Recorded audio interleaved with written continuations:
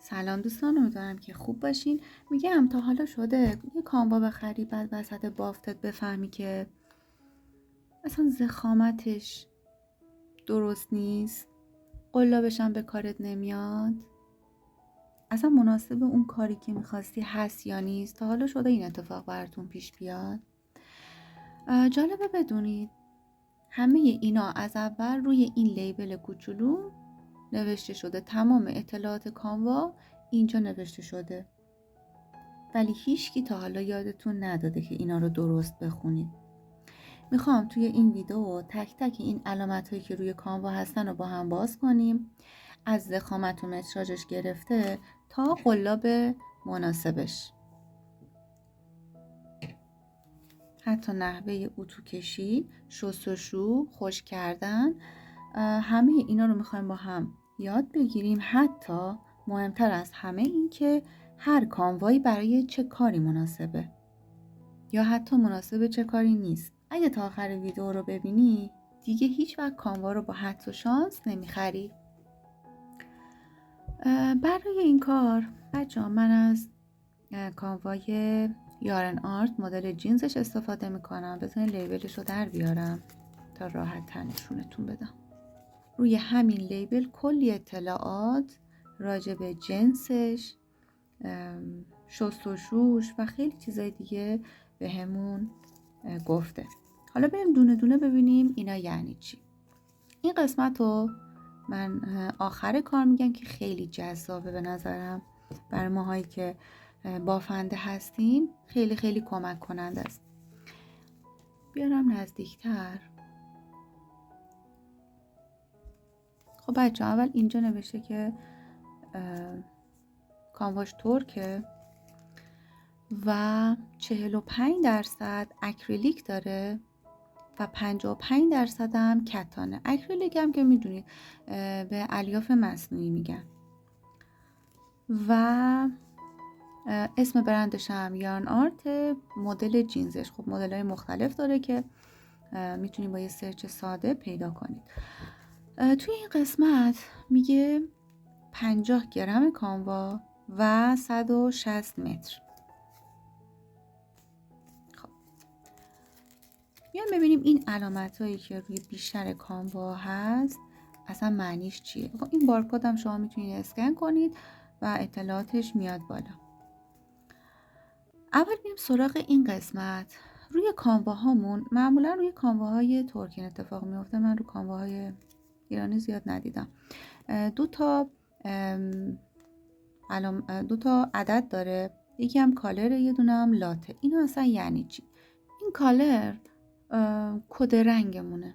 هر رنگی خب یه کد برای خودش داره دیگه. این میشه کد رنگمون 52. حالا لات برای چیه؟ ببینید وقتی که این کانواها رو توی کارخونه رنگ میکنن، توی اون دیگای رنگرزی که میریزن، خیلی چیزا توی رنگ این کانوا تاثیر داره.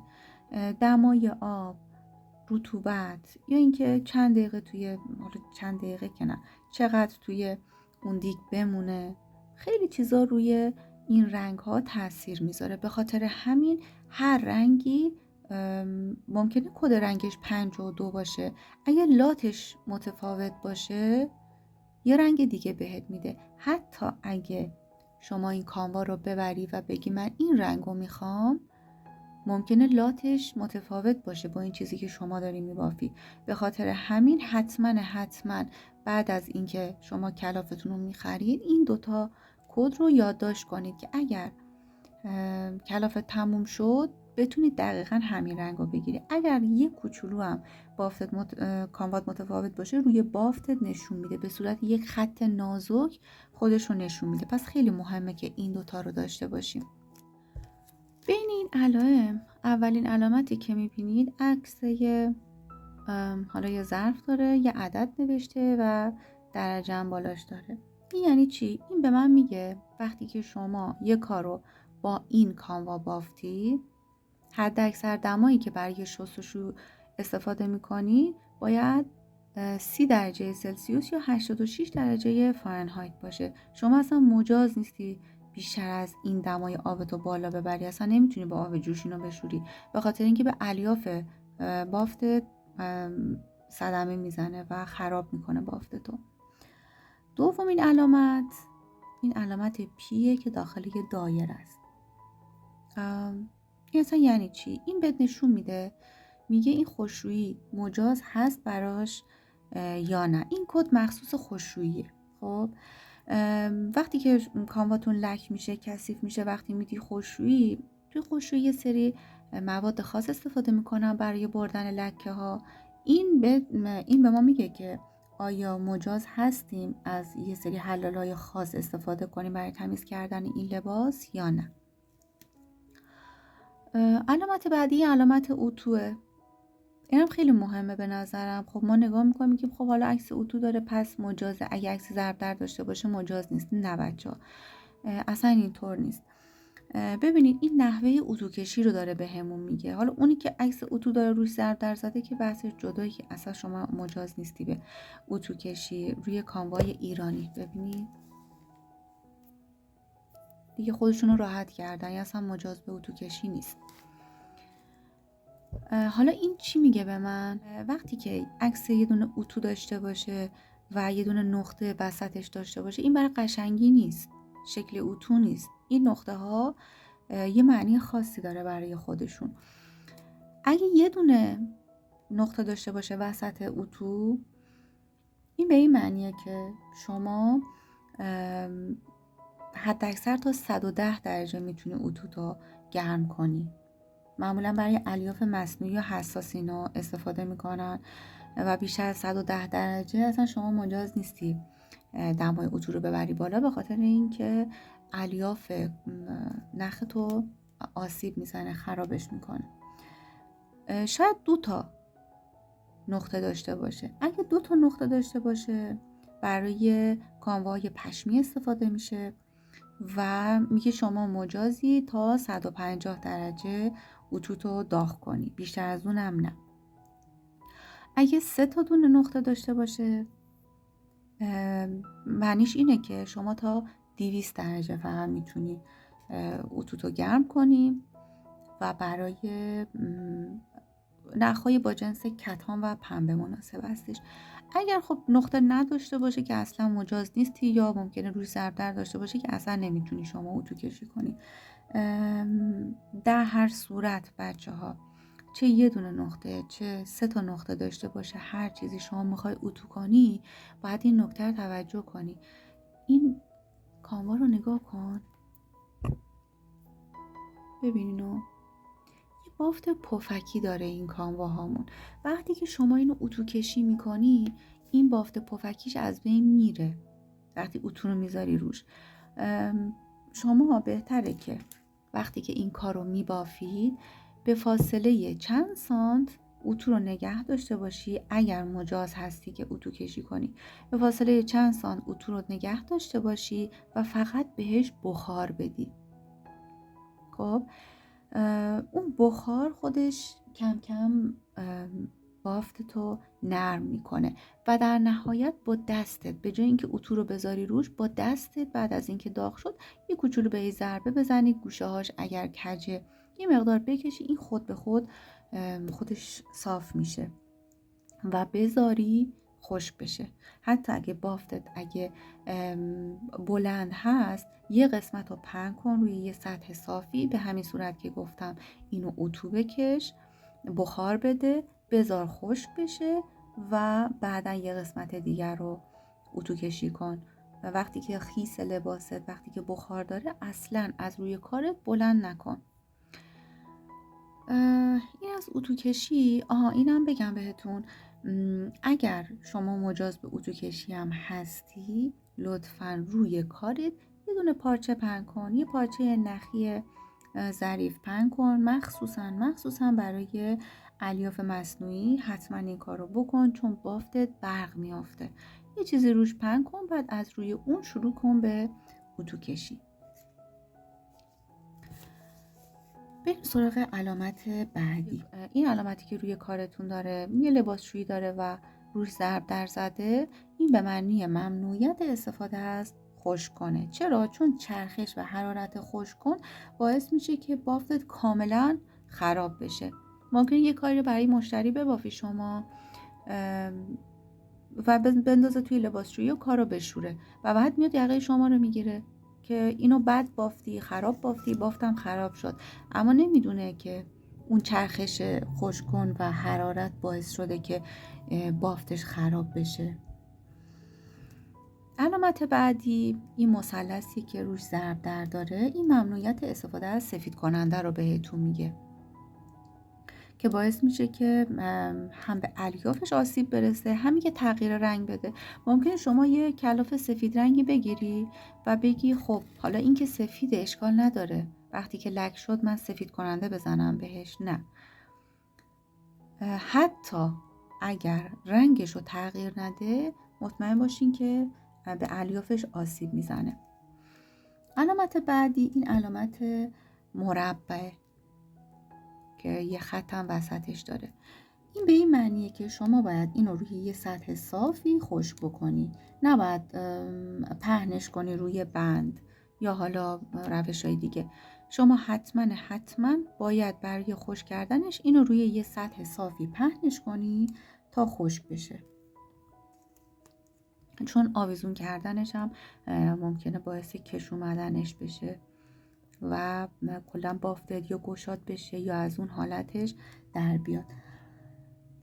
و آخرین علامت هم که این علامته که بیشتر روی کانواهای ترکه، این میگه شما باید حتما وقتی که پهنش میکنه توی سایه خشک کنی. حتی آفتاب هم به الیاف این نختون آسیب میزنه. یعنی دیدین که بعضیا خب میذارن تو آفتاب، میگن حالا ضد عفونی بشه یا آفتاب بهتر خشکش کنه. نه، اصلا اینجوری نیست. اولا باید روی یه سطح صاف اینو پهنش کنی، دوم باید حتما توی سایه باشه این کار. خب میرسیم به قسمت جذاب کار. ببینید این دوتا مربع یه دونه عکس لباس داره و یه دونه هم عکس کانوا داره. ببینیم اینا هر کدوم یعنی چی. اول میام اینو بهتون میگم. ببینید این کانواتون گفتم که اول 50 گرم و 160 متره. در دسته خب با توجه به وزن و متراژش در دسته کانواهای سبک قرار میگیره. اینو حتی من تو دستم هم میگیرم، خیلی حالت سبکی حس میکنم. میگه شما اگر بخواید، این قسمت یک عکس لباس داره، میگه شما اگه بخواید یه دونه مثلا بلوز زنونه، یه بلوز زنونه جلو بسته سایز متوسط، نه خیلی کوچیک نه خیلی سایز بزرگ، سایز متوسط، یه بلوز جلو بسته آستین بلند ببافی بدون یقه، شما تقریبا 400 گرم نخ لازم داری. 50 گرم دیگه، یعنی 8 تا کلاف شما این کانوا رو نیاز داری برای بافت یه همچین لباسی. حالا اگه بخوای بلندترش کنی، یقه بزنی یا گشادتر ببافی از اون حالت معمول، خب تعداد کلاف بیشتری لازم داره. مثلا بخوای یقه بزنی یه دونه بعد اضافه بگیری، بلندتر بخوای بکنی بسته به بلندی کار 2 تا 3 تا بعد اضافه بگیری، حالا تا به آخر. خب این قسمت رو ببینید. قبلش من یه توضیح بهتون بدم. ما برای اینکه سایز رو درست در بیاریم، حالا یه مدل بافتی داریم، بعد میخوایم یه سایزی رو ببافیم و نمیدونیم که چند تا باید سر بندازیم از این کانوایی که داریم، چون ضخامت کانواها متفاوته، یکی نازک‌تره یکی ضخیم‌تره، هر کدوم طبق اون جوری که مدلی که بافته میشه سایزهای متفاوتی دارن دیگه، درسته؟ پس ما میایم مثلا اگه بخوای با 2 میل ببافی 30 تا دونه سر میندازی، یه دونه مثلا 10 سانت میبافی، ببینی که چند سانت شده. اما این اومده کارمون رو راحت کرده. یا حتی با قلاب بخوای ببافی نمیدونی با چه شماره‌ای ببافی. مثلا ببینید بچه‌ها روی این کانوا نوشته 3 تا 4. حالا با 3 میبافی یه اندازه میشه، با 4 میبافی یه اندازه میشه. اما این اومده کارتو راحت تر کرده. خوب دقت کن. میگه اگه با 2 میل میبافی، عکسش هم اینجا هست، اگه با 2 میل میبافی و میلت سایز 3.5، در واقع باید با سایز 3.5 بافته بشه. میگه اگه سایز 3.5 24 تا دونه اگه سر بندازی و 30 ردیف ببافی، اون وقت یه مربع 10 در 10 سانتی متری بهت میده یا 4 در 4 اینچی. و این قسمت هم میگه اگه یه دونه قلاب شماره 3.5 بگیری، 19 تا دونه سر بندازی، زنجیره بزنی، حالا هرچی، 19 تا دونه ببافی توی 28 تا رنج، اون وقتی مربع 10 در 10 یا 4 در 4 اینچی داری. همه این علائم استاندارد هستن. دیدیم بعضیا دستاتون خیلی سفت میبافه، بعضیا دستاتون شل میبافه. این میگه برای اونی که معمولی میبافه، نه خیلی شل نه خیلی سفت. این خب کارمونو خیلی راحت میکنه، یعنی حدودی هم میاد دستت که چقدر باید ببافی. بعد در ضمن بافتنی هاتون، مثلا اگه بخوای لباس ببافی، فیت تن نمیبافی معمولا، حالا یه ذره گشادتر میبافی. به خاطر همین حالا اون 2 سانت 3 سانت کم و زیادش زیاد مشخص نمیشه توی بافت. خب دیدین که این چقدر کمکتون کرد. میرسیم به آخرین علامت که یه کانواه و یه عددی هم روش نوشته و حالا یه کلمه‌ای هم بالاش نوشته. ببینید اینجا نوشته عدد 2 نوشته و بالاش هم نوشته فاین.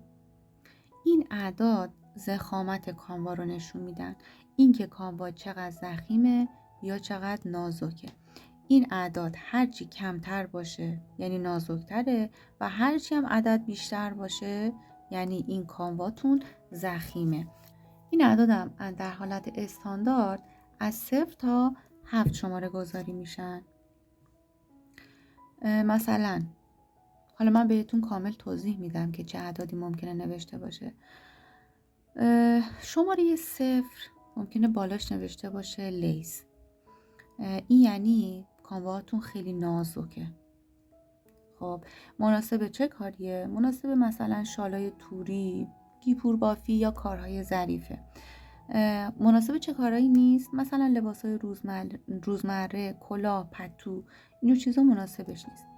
شماره 1 یا بالاش می نویسه سوپر فاین یعنی نازک، برای بافت لباس نوزادی، کارهای ظریف و مثلا شالای سبک استفاده میشه.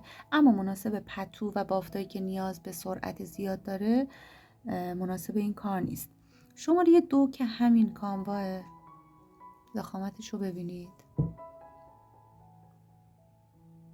و بالاش هم نوشته فاین، این یعنی کانواهتون نیمه نازکه، مناسب لباس بچه، بلوز، شال، جوراب، دستکش یا لباسایی که بیشتر داخل یه لباس دیگه توی مثلا تو کفش میره، مثل جوراب یا دستکش، اینجور چیزا مناسب این کار هاست.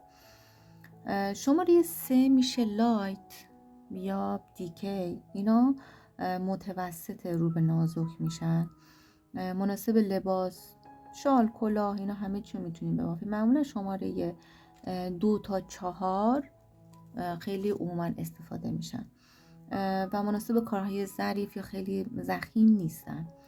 شماره 4 میشه مدیوم که مناسب کلاه، ژاکت، بعضی وقت مثلا پتوی نوزادی، شال و اینجور کارها هستن و مناسب کارهای توری نیستن دیگه.